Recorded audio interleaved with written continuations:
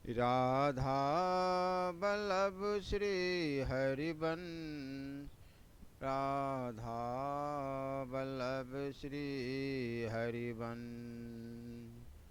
ओम श्री परमात्मने नमः। श्री गणेशाय नमः।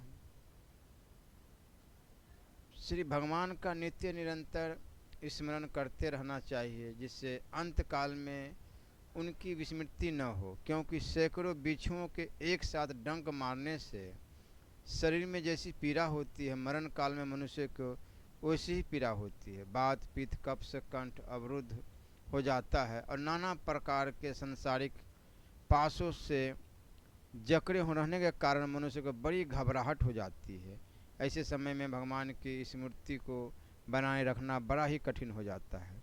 इसलिए हर समय नाम जप अवश्य करें। राधा राधा राधा राधा राधा राधा, राधे श्याम या श्री राम कृष्ण हरि गोविंद।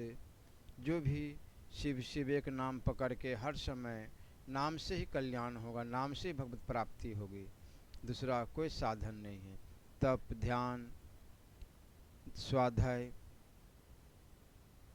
इससे केवल पुण्य प्राप्त हो सकते हैं, किंतु हर समय हर परिस्थिति में हर काल में नाम आप जप सकते हैं। नाम बहुत ही सुगमता है पूर्वक जपी जा सकती, इसलिए हर समय राधा राधा राधा राधा की रट लगाए रखिए, बहुत लाभ पहुँचेगा। व्यर्थ की संसारिक झंझटों के चिंतन में अपना अमूल्य समय नष्ट न करना चाहिए। भगवान में ही अपना अंतकरण को लीन करना चाहिए। विचार श्रवण ध्यान स्तवन से बढ़कर संसार में अन्य कोई पदार्थ नहीं है। भगवान के चरण कमलों का स्मरण करने की चेष्टा मात्र से ही आपके सारे पापों का पर्वत सा ढेर नष्ट हो जाएगा। फिर स्मरण से तो मोक्ष होगा ही, यह स्पष्ट। ऐसे स्मरण का परित्याग क्यों करते हो?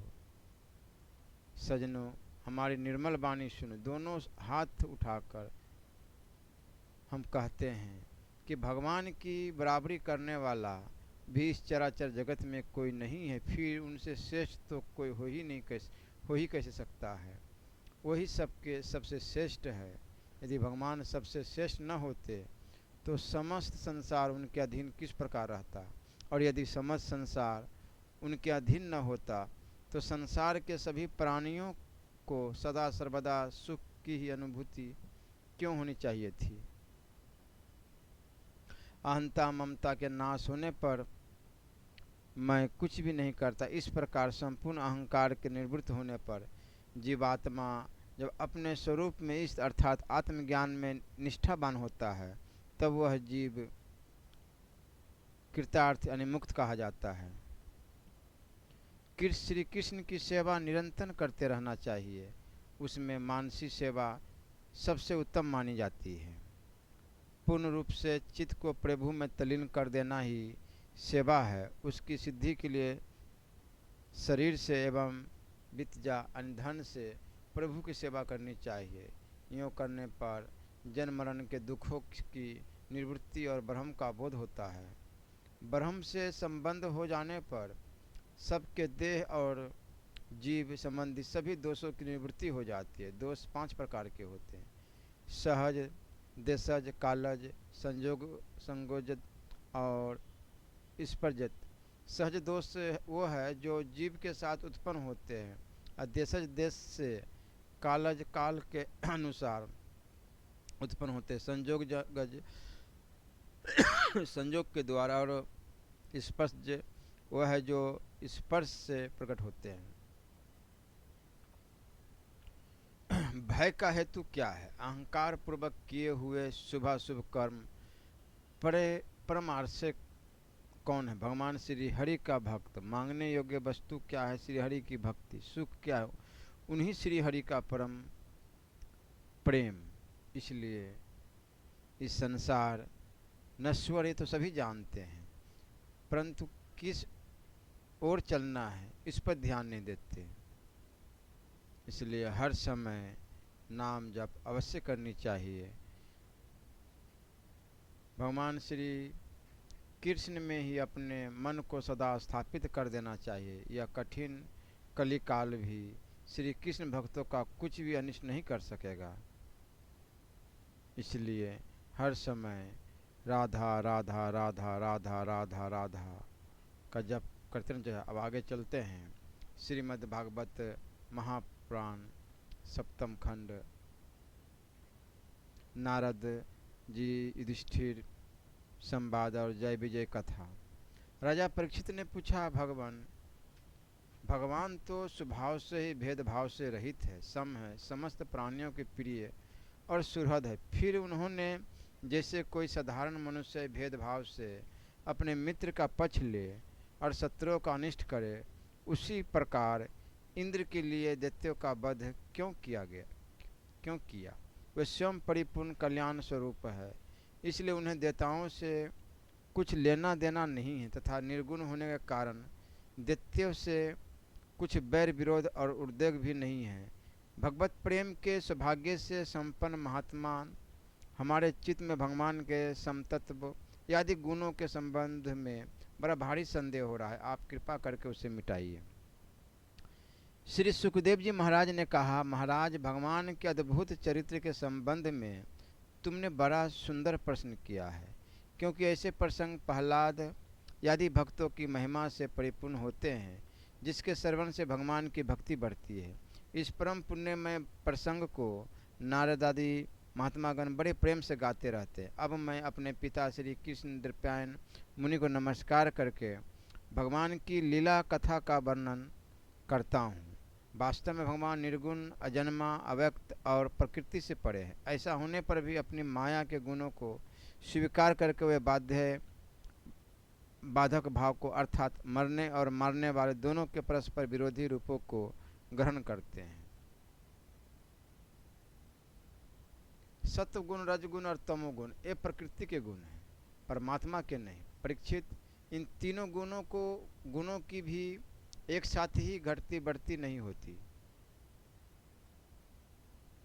भगवान समय समय के अनुसार गुणों को स्वीकार करते हैं। सत्वगुण की वृद्धि के समय देवता और ऋषियों का, रजोगुण की वृद्धि के समय दैत्यों का और तमोगुण की वृद्धि के समय वे यक्ष एवं राक्षसों का अपनाते और उनका अभ्युदय करते हैं। जैसे व्यापक अग्नि, काठ आदि भिन्न भिन्न आश्रयों में रहने पर भी उनसे अलग नहीं जान पड़ती, परंतु मंथन करने पर वह प्रकट हो जाती है। वैसे परमात्मा सभी शरीरों में रहते हैं, अलग नहीं जान पड़ते, परंतु विचारशील पुरुष हृदय मंथन करके उनके अतिरिक्त सभी वस्तुओं का बाध करके अंत अपने हृदय में ही अंतर्यामी रूप से उन्हें प्राप्त कर लेते हैं। जब परमेश्वर अपने लिए शरीरों का निर्माण करना चाहते हैं, तब अपनी माया से रजोगुण की अलग सृष्टि करते हैं। जब वे विचित्र योनियों में रमन करना चाहते हैं, तब सत्वगुण की सृष्टि करते हैं, और जब वे शयन करना चाहते हैं, तब तमोगुण को बढ़ा देते हैं।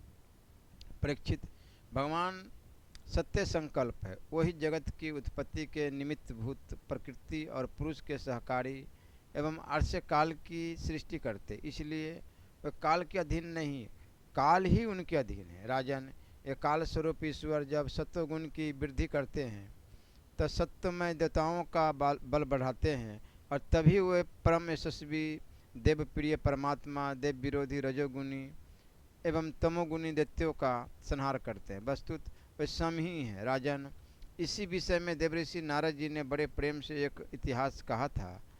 यह उस समय की बात है जब राजसूय में तुम्हारे दादा युधिष्ठिर ने उनसे इस संबंध में एक प्रश्न किया था। उस महान राजसूय में राजा युधिष्ठिर ने अपनी आंखों के सामने बड़ी आश्चर्यजनक घटना देखी कि चेदीराज शिशुपाल सबके देखते देखते भगवान श्री कृष्ण में समा गया। वहीं देवऋषि नारद भी बैठे हुए थे। इस घटना से आश्चर्यचकित होकर राजा युधिष्ठिर ने बड़े बड़े मुनियों से भरी हुई सभा में उस यज्ञ मंडप में ही देवऋषि नारद से यह प्रश्न किया। युधिष्ठिर ने पूछा, अहो, यह तो बड़ी विचित्र बात है। परम तत्व भगवान श्री कृष्ण में समा जाना तो बड़े बड़े अनन्य भक्त के लिए भी दुर्लभ है। फिर भगवान से द्वेष करने वाले शिशुपाल को यह गति कैसे मिली? नारद जी, इसका रहस्य हम सभी जानना चाहते। पूर्व काल में भगवान की निंदा करने के कारण ऋषियों ने राजा बैन को नरक में डाल दिया था। यह दमघोष का लड़का पापात्मा शिशुपाल और दुर्बुद्धि दंतभक्त दोनों ही सब जब से तुतलाकर बोलने लगे थे, तब से अब तक भगवान से द्वेष ही करते रहे हैं। अविनाशी परब्रह्म भगवान श्री कृष्ण को यह पापी भी पीकर गाली देते थे, पानी पीकर भी गाली देते थे, परंतु इसके फलस्वरूप न तो इनकी जीभ में कोढ़ी हुआ और न इन्हें घोर अंधकार में नरक की प्राप्ति हुई। प्रत्युत जिन भगवान की प्राप्ति अत्यंत कठिन है, उन्हीं में ये दोनों सबके देखते देखते अनायास ही लीन हो गए। इसका कारण क्या है? हवा के झोंके से लड़खड़ाती हुई दीपक की लो के समान मेरी बुद्धि इस विषय में बहुत आगा पीछा कर रही है। आप सर्वज्ञ है, अतः इस अद्भुत घटना का रहस्य समझाइए। श्री सुखदेव जी महाराज ने कहा, सर्व समर्थ देवऋषि नारद राजा के यह प्रश्न सुनकर बहुत प्रसन्न हुए। उन्होंने युधिष्ठिर को संबोधित करके भरी सभा में सबके सुनते हुए यह कथा कही। नारद जी ने कहा, युधिष्ठिर, निंदा, स्तुति, सत्कार और तिरस्कार इस शरीर के ही तो होते हैं। इस शरीर की कल्पना प्रकृति और पुरुष का ठीक ठीक विवेक न होने के कारण ही हुई है। जब इस शरीर को ही अपना आत्मा मान लिया जाता है, तब यह मैं हूँ और यह मेरा है ऐसा भाव बन जाता है। यही सारे भेदभाव का मूल है। इसी के कारण ताड़ना और दुर्वचनों से पीड़ा होती है।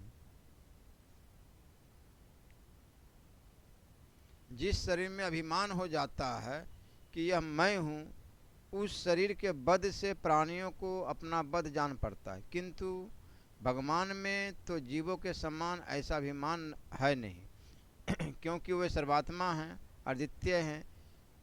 वे जो दूसरों को दंड देते हैं वह भी उनके कल्याण के लिए है, क्रोधवश अथवा द्वेषवश नहीं। तब भगवान के संबंध में हिंसा की कल्पना तो ही की कैसे जा सकती है? इसलिए चाहे सुहृद वैरभाव से या वैरहीन भक्ति भाव से, भय से, स्नेह से अथवा कामना से, कैसे भी हो, भगवान में अपना मन पूर्ण रूप से लगा देना चाहिए। भगवान की दृष्टि से इन भावों में कोई भेद नहीं। युधिष्ठिर, मेरा तो ऐसा ढूंढ निश्चय है कि मनुष्य वैर भाव से भगवान में जितना तन्मय हो जाता है, उतना भक्ति योग से नहीं होता। भृंगी कीड़े को लाकर भीत पर अपने छिद्र में बंद कर देता है और वह भय तथा उद्वेग से भृंगी का चिंतन करते करते उसके जैसा ही हो जाता है। यही बात भगवान श्री कृष्ण के संबंध में भी है। लीला के द्वारा मनुष्य मालूम पड़ते हैं हुए ही ये सर्वशक्तिमान भगवान ही तो है। इनमें बैर करने वाले भी इनका चिंतन करते करते पाप रहित होकर इन्हीं को प्राप्त हो गए।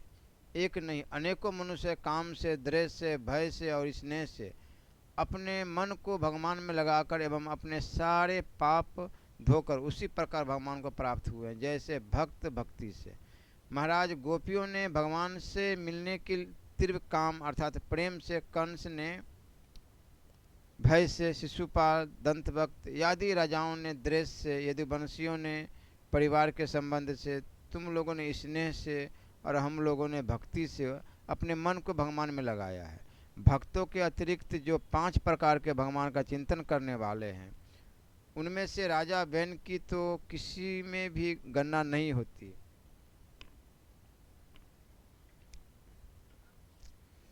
क्योंकि उसने किसी भी प्रकार से भगवान में मन नहीं लगाया था। सारांश यह है कि चाहे जैसे हो, अपना मन भगवान श्री कृष्ण में तन्मय कर देना चाहिए। महाराज, फिर तुम्हारे मौसेरे भाई शिशुपाल और दंतभक्त दोनों ही विष्णु भगवान के मुख्य पार्षद थे। ब्राह्मणों के शाप से इन दोनों को अपने पद से च्युत होना पड़ा था।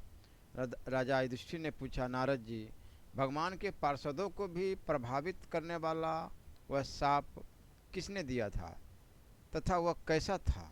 भगवान के अनन्य प्रेमी फिर जन्म मृत्यु में संसार में आए, यह बात तो कुछ अविश्वसनीय सी मालूम पड़ती है। वैकुंठ के रहने वाले लोग प्राकृत शरीर, इंद्रिय और प्राणों से रहित होते हैं। उनका प्राकृत शरीर से संबंध किस प्रकार हुआ, यह बात आप अवश्य सुनाइए। श्री नारद जी ने कहा, एक दिन ब्रह्मा के मानस पुत्र सनकादि ऋषि तीनों लोकों में स्वच्छंद विचरण करते हुए वैकुंठ में जा पहुँचे। यूँ तो वे सबसे प्राचीन हैं, परंतु जान पड़ते हैं ऐसे मानो 5-6 वर्ष के बच्चे हो। वस्त्र भी नहीं पहनते। उन्हें साधारण बालक समझकर द्वारपालों ने उनको भीतर जाने से रोक दिया। इस पर वे क्रोधित से हो गए और उन्होंने द्वारपालों को यह शाप दिया कि मूर्खों, भगवान विष्णु के चरण तो रजोगुण और तमोगुण से रहित है। तुम दोनों इनके समीप निवास करने योग्य नहीं हो, इसलिए शीघ्र ही तुम यहाँ से पापमय असुर योनि में जाओ। उनके इस प्रकार शाप देते ही जब वे वैकुंठ से नीचे गिरने लगे, तब उन कृपालु महात्माओं ने कहा, अच्छा, 3 जन्मों में इस शाप को भोगकर तुम लोग फिर इसी वैकुंठ में आ जाना। युधिष्ठिर, वही दोनों दिति के पुत्र हुए। उनमें बड़े का नाम हिरण्यकशिप था और उससे छोटे का हिरण्याक्ष। दैत्य और दानवों के समाज में यही दोनों सर्वश्रेष्ठ थे। विष्णु भगवान ने नरसिंह का रूप धारण करके हिरण्यकशिप को और पृथ्वी का उद्धार करने के लिए 12 अवतार ग्रहण करके हिरण्याक्ष को मारा था। हिरण्यकशिप ने अपने पुत्र प्रहलाद को भगवत प्रेमी होने के कारण मार डालना चाहा और इसके लिए उन्हें बहुत सी यातनाएं दी, परंतु प्रहलाद जी सर्वात्मा भगवान के परम प्रिय हो चुके थे, समदर्शी हो चुके थे। उनके हृदय में अटल शांति थी। भगवान के प्रभाव से वे सुरक्षित थे, इसलिए तरह तरह से चेष्टा करने पर भी हिरण्यकशिप उनको मार डालने में असमर्थ न हुआ। युधिष्ठिर, वही दोनों विसर्वा मुनि के द्वारा केसनी माने केकसी के गर्भ से राक्षसों के रूप में पैदा हुए। उनका नाम था रावण और कुंभकर्ण। उनके उत्पातों से जब लोकों में आग सी लग गई थी, उस समय भी भगवान ने उन्हें शाप से छुड़ाने के लिए राम रूप से उनका वध किया। युधिष्ठिर, मार्कंडेय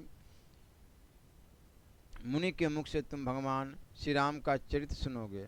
वही दोनों जय विजय इस जन्म में तुम्हारी मौसी के लड़के शिशुपाल दंतभक्त के रूप में क्षत्रिय कुल में उत्पन्न हुए थे।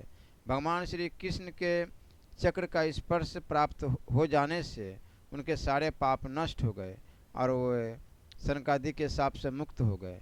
बैर भाव के कारण निरंतर ही वे भगवान श्री कृष्ण का चिंतन किया करते थे। उसी तीव्र तन्मयता के फलस्वरूप वे भगवान को प्राप्त हो गए और पुनः उनके पार्षद होकर उन्हीं के समीप चले गए। युधिष्ठिर ने पूछा, भगवान, हिरण्यकशिप ने अपने स्नेह भाजन पुत्र प्रहलाद जी से इतना द्वेष क्यों किया?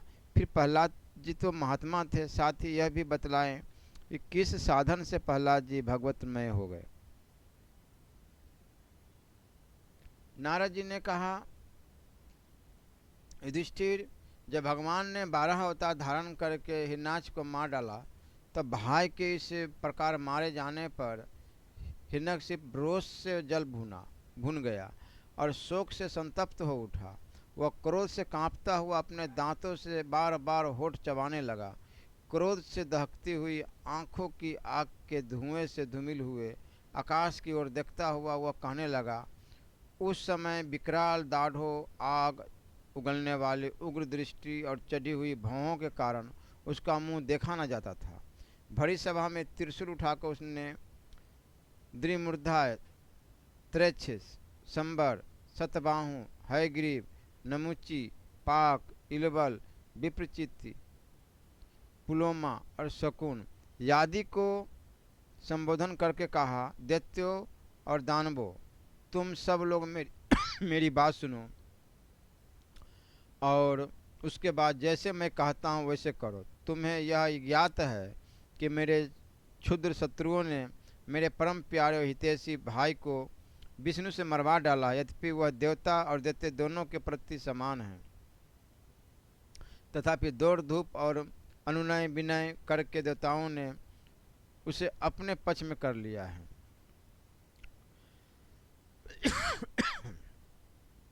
यह विष्णु पहले तो बड़ा शुद्ध और निष्पक्ष था, परंतु अब माया से 12 आदि रूप धारण करने लगा है और अपने स्वभाव से च्युत हो गया है।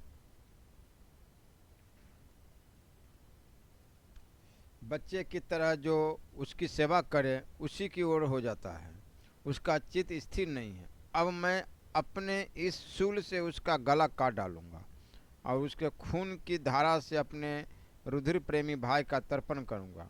जब कहीं मेरे हृदय की मेरे पीड़ा शांत होगी, उस मायावी शत्रु के नष्ट होने पर, पेड़ की जड़ कट जाने पर डालियों की तरह सब देवता अपने आप सूख जाएंगे, क्योंकि उनका जीवन तो विष्णु ही है। इसलिए तुम लोग इसी समय पृथ्वी पर जाओ। आजकल वहाँ ब्राह्मण और क्षत्रियों की बहुत बढ़ती हो गई है। वहाँ जो लोग तपस्या, यज्ञ, स्वाध्याय, व्रत आदि दानादि शुभ कर्म कर रहे हो, उन सबको मार डालो।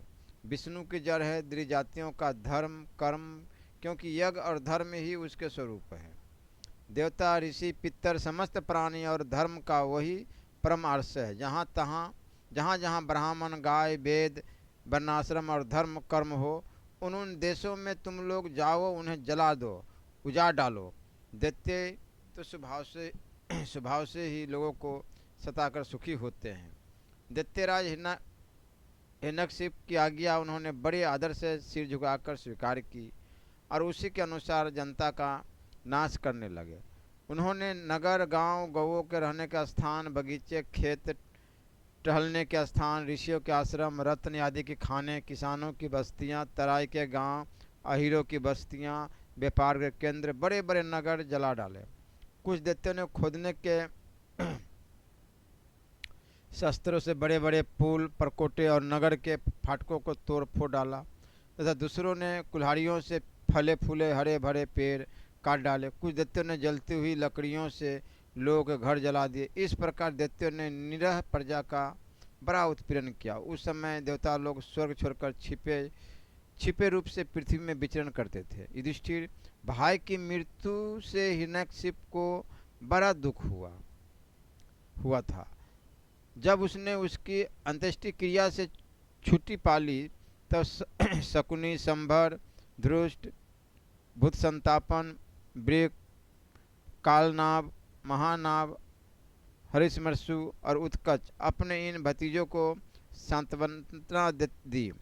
उनकी माता रुषा भानु को और अपनी माता दिति को देश काल के अनुसार मधुर वाणी से समझाते हुए कहा।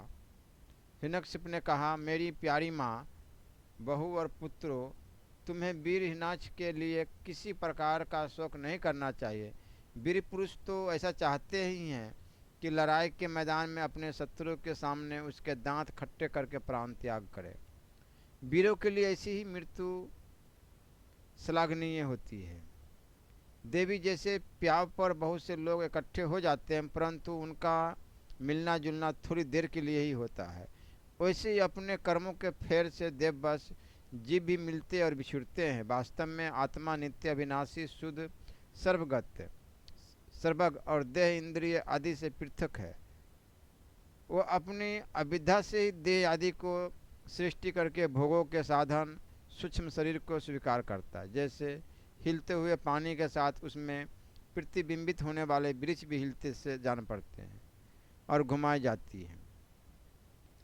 आँख के साथ सारी पृथ्वी ही घूमती सी दिखाई देती है।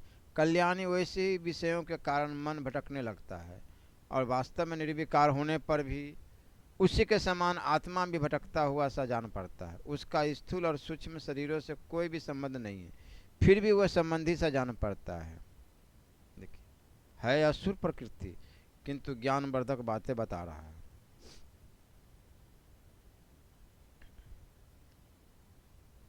इस विषय में महात्मा लोग एक प्राचीन इतिहास कहा करते हैं।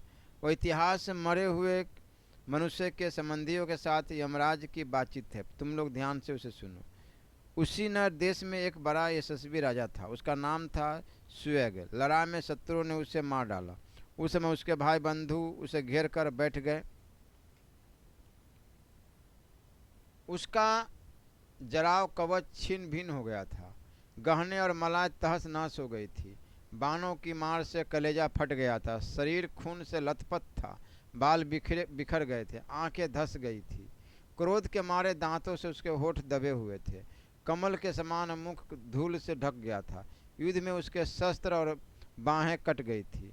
रानियों को देववश अपने पति देव उसी नरेश की यह दशा देखकर बड़ा दुख हुआ।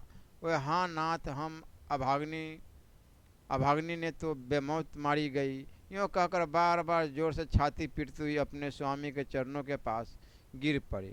वे जोर जोर से इतना रोने लगी कि उनके कुछ कुम कुमकुम से मिलकर बहुते हुए लाल लाल आंसुओं ने प्रियतम के पाद पद पखार दिए। उनके केस और गहने इधर उधर बिखर गए।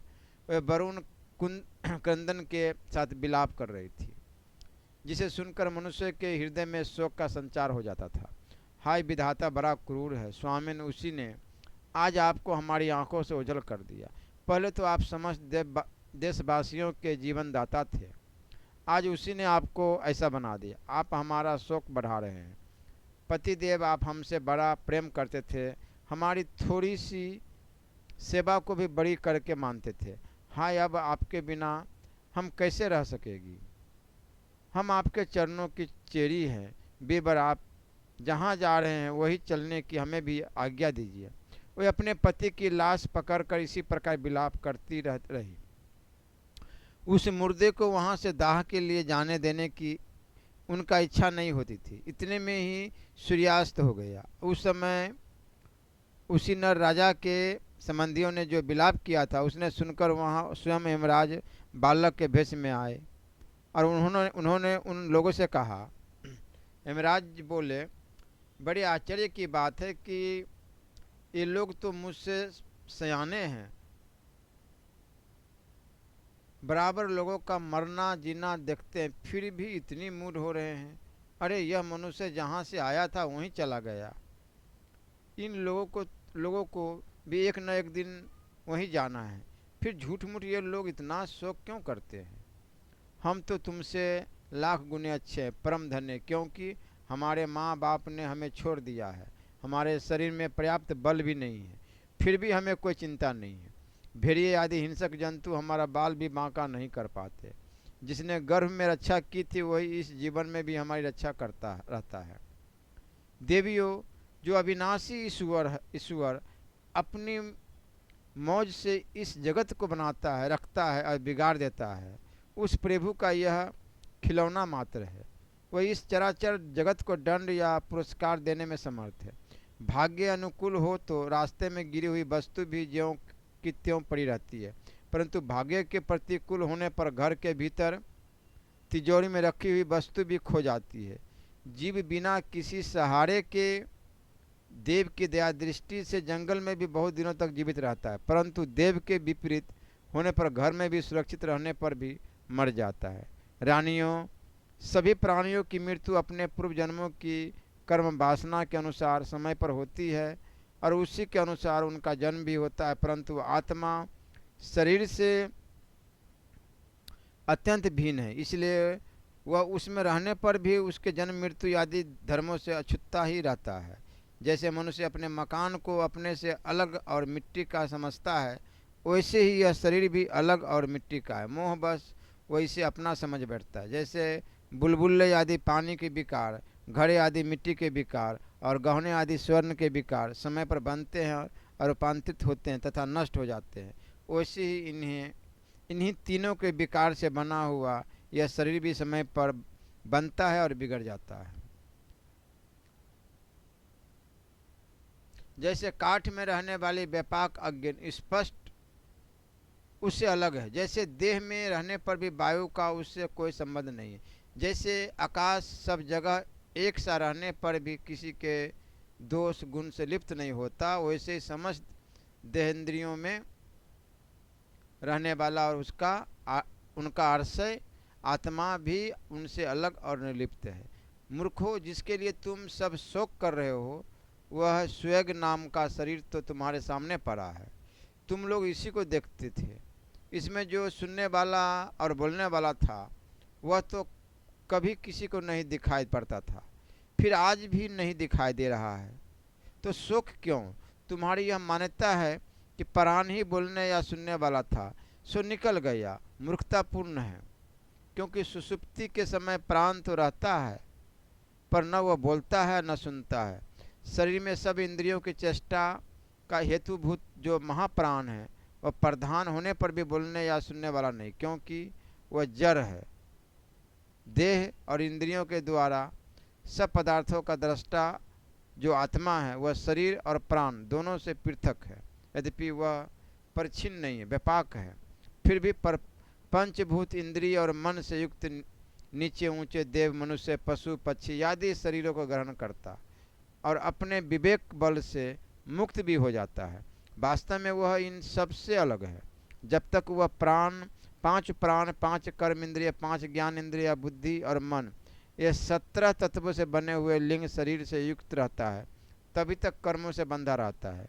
और इस बंधन के कारण ही माया से होने वाले मोह और कलेश बराबर उसके पीछे पड़े रहते हैं।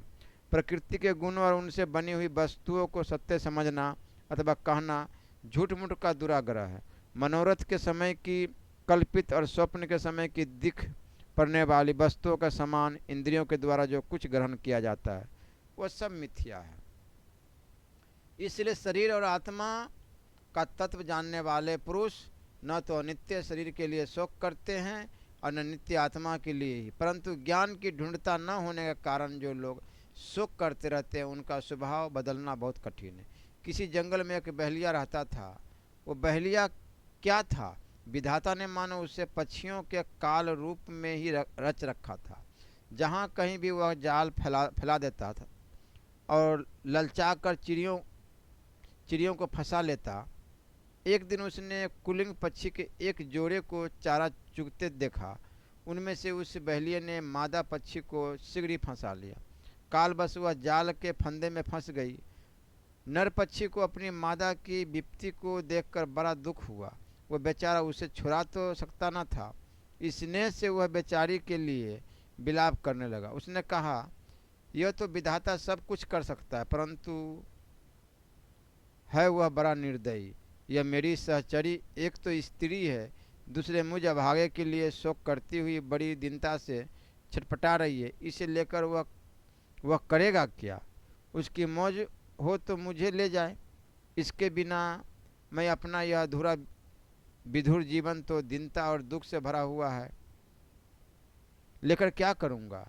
अभी मेरे अभागे बच्चों के ऊपर भी नहीं जमे हैं। स्त्री के मर जाने पर उन मातृहीन बच्चों को मैं कैसे पालूंगा? वो घोंसलों में वो अपनी माँ की बाट देख रहे होंगे। इस तरह वह पक्षी बहुत सा विलाप करने लगा। अपनी सहचरी के वियोग से वह आतुर हो रहा था। आंसुओं के मारे उसका गला रुंध गया था। तब तक काल की प्रेरणा से पास ही छिपे हुए उसी बहेलिये ने ऐसा बाण मारा कि वह भी वहीं पर लौट गया। मूर्ख रानियों, तुम्हारी भी यही दशा होने वाली है। तुम्हें अपनी मृत्यु तो दिखती नहीं और इसके लिए रो पीट रही हो। यदि तुम लोग 100 बरस तक इसी तरह शोक बस छाती पीटती रहो, तो भी अब तुम इसे नहीं पा सकोगी।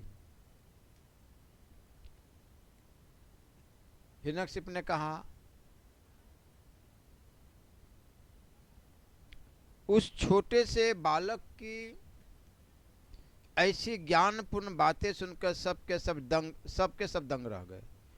उसी नरेश के भाई, बंधु और स्त्री ने यह बात समझ ली कि समस्त संसार और इसके सुख दुख अनित्य एवं मिथ्या है।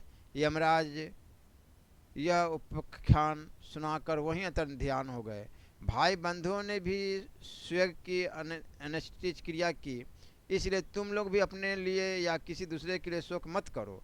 इस संसार में कौन अपना है और कौन अपने से भिन्न है? क्या अपना है और क्या पराया? प्राणियों के अज्ञान के कारण ही यह अपने पराये का दुराग्रह हो रहा है। इस भेद बुद्धि का और कोई कारण नहीं है। नारद जी ने कहा, युधिष्ठिर, अपने पुत्र बधू के साथ दिति ने हिरण्यकशिप की यह बात सुनकर उसी क्षण पुत्र शोक का त्याग कर दिया और अपना चित्त परम तत्व स्वरूप परमात्मा में लगा लिया। श्री राधा वल्लभ लाल की जय।